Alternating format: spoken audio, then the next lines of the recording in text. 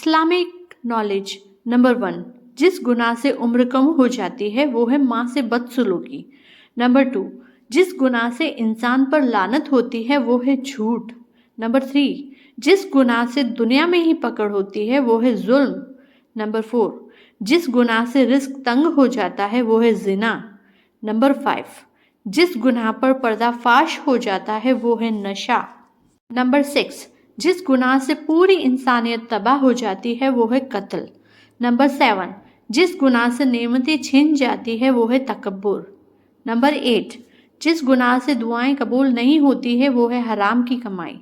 Number 9, जिस गुनाह से रब नाराज होता है वो है बाप की नाफरमानी। अल्लाह ताला हमें इन सब गुनाहों से महफूज रखे, आमीन।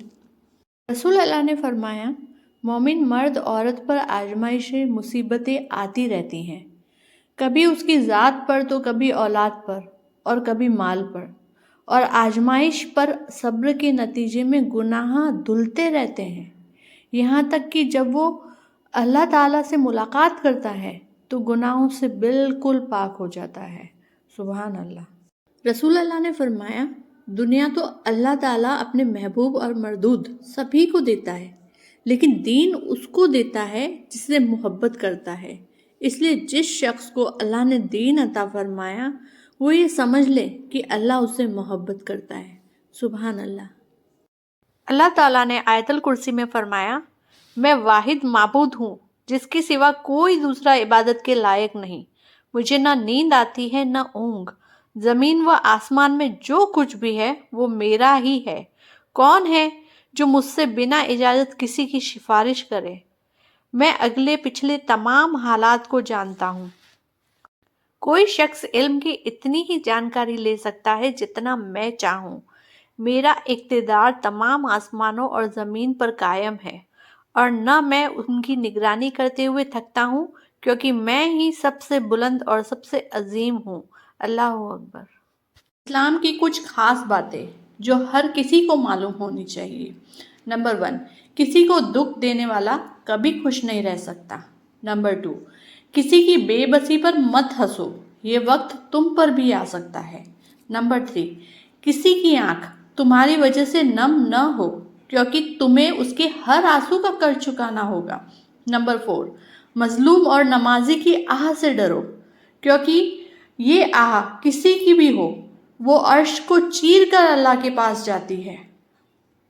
नंबर 5, उस दिन पे आंसू बहाओ जिस दिन तुमने बिना नेकी के गुजारा है।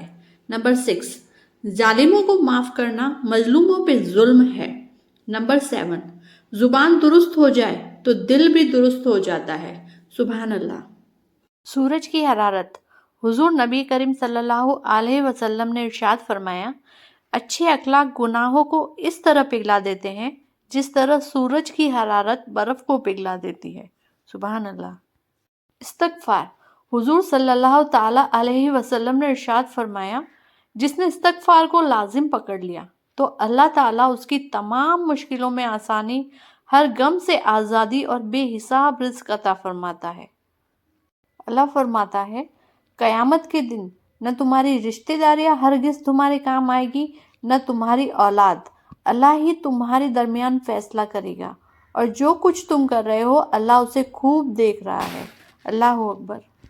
इमाम हुसैन के फर्जंद इमाम जैनुल आबिदीन लोगों में खाना तकसीम कर रहे थे। एक शख्स ने कहा, आपने मुझे पहचाना नहीं? आपने फरमाया, मैं तुझे कैसे भूल सकता हूँ, जब हम करबला में कैदी थे तूने हमें पत्थर से मारा था। उस शख्स की आंखों में आंसू आ गए।